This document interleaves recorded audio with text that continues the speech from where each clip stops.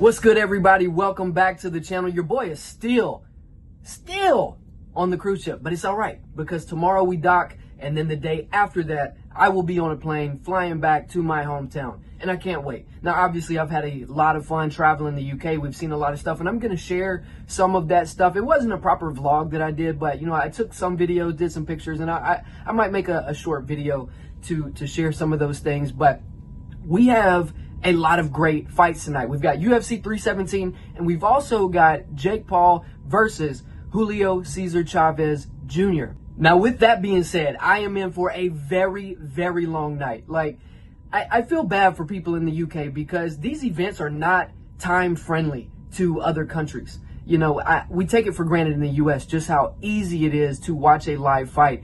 I will be up, I believe the time is 4:30 a.m.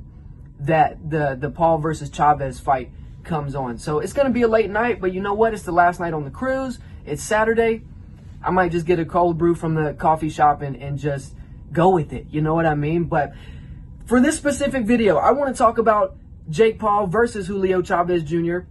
There's really going to be no need for timestamps. I'm going to keep this video as short as possible.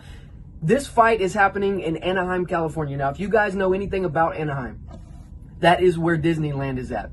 And I find that so funny because Jake Paul used to be on Disney Channel, right? As you can see by the thumbnail, I kind of had a little bit of fun with that. But I want to talk about this fight and kind of analyze it from my perspective and give a prediction. So Jake has only lost one fight, right? And that was to Tommy Fury. It was a very close fight. There was only one person that got dropped in that fight, and it was Tommy. So it's debatable, but on record, it shows he has one loss against Fury. And we move to Chavez Jr. Chavez Jr. is like 39 years old. He's almost 40, and he hasn't been super active, but also not inactive, if you know what I mean. He had the Uriah Hall fight. He had the Anderson Silva fight. And I went back and watched those fights to kind of see where some of Julio's strengths lie in this later end of his career. And I do have to say that his timing on some of his shots and the ability to get out of the way after he throws a shot. So he'll put himself into danger throwing a shot, but then he still has the athleticism to get away. Now, that was against Uriah Hall, and that was against Anderson Silva. Anderson's big, but I believe Jake Paul is even taller. And his, you know, I'll put it right here.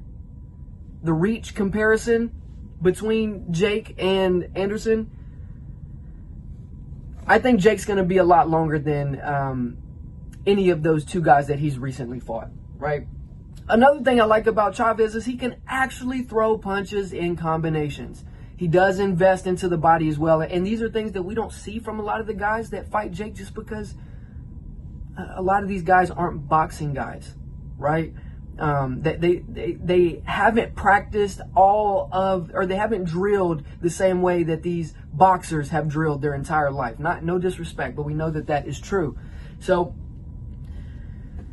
Jake Paul's last fight against Mike Tyson, you know, he's going through his whole presser. By the way, I don't know about you guys. I think they're doing a pretty decent job at promoting this fight. Anytime you go on Instagram, you scroll, and then it's a sponsored post from Jake Paul and his company and trying to hype up this fight. So you can't go anywhere. I watched the interview he was actually on Piers Morgan Uncensored, which pretty big YouTube show to be on. And, you know, Jake is really hanging on to the names that he's beaten. He claims that he's beaten the best of the best, and we just know that is not true. He hangs on to the fact that he did beat Anderson Silva.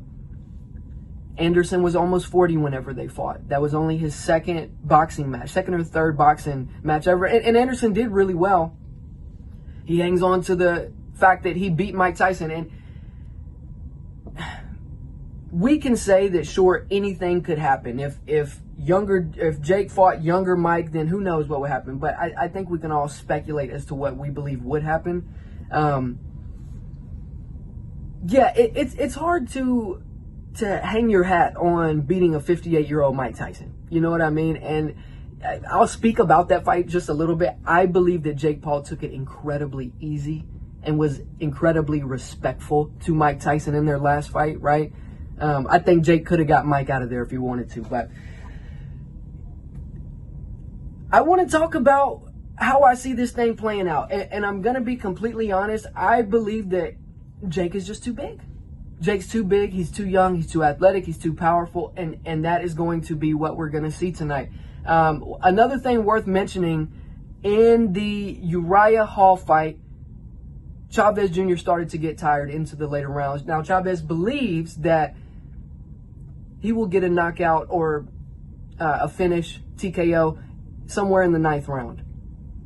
So a lot of this is going to depend on whether or not Julio César Chávez Jr. has really put in the correct preparation for this fight. Because Jake Paul even said, you're not training hard enough. Your sparring partners are fat slobs. So Jake obviously knows something about Chavez, and that's not unlikely. You know, a lot of these guys, when they fight, they do have a good insight on who they are fighting and the type of fight camps that they're having. So, yeah, I believe that Jake Paul is going to get the win tonight. It pains me to say it because it's going to be a huge blow for boxing. It's going to be a huge blow for the Mexican race. And this kid gets to keep on moving forward. And you know, he has said that he wants to be a belt holder. He wants to fight for a championship one day. And I'm not going to sit here and say that he can't, you know, because I believe that after this fight, this is what the WBC wants to see to get him into the rankings, to be eligible to fight for a belt. And let's be honest, guys, right now, if you're a fighter in the boxing world, the Jake Paul fight is the money fight. So if I'm a belt holder, why wouldn't I fight Jake Paul? You know what I mean? I'm very impressed with what Jake has been able to do and what he's going to continue to do, because I do believe that tonight we're going to see an older Julio Chavez Jr. get beaten. And it will be Jake's first real big win against a real boxer under the age of 40 years old. So, I know a lot of people want to see Jake get put away, and I'm not going to lie, I do too. He talks so much crap, but he's just marketing. But he also believes in himself, and he believes in his abilities, and I think he's put enough out there where I've started to believe in him as well.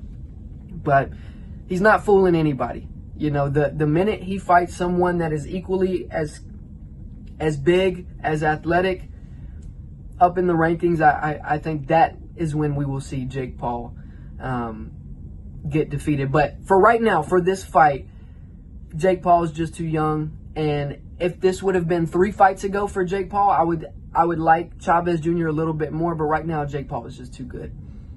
He's too good. He's starting to get some really good experience. He's had all of his fights are mega fights, right? They sell out. The whole world is watching it, and he can handle it. So I like Jake Paul in the fight tonight. Hopefully I'm wrong. Let me know what you guys think about it down in the comments. We have UFC 317 tonight too. So today is going to be by far my favorite day of the week thus far. Let me know what you guys think about both cards down in the comments.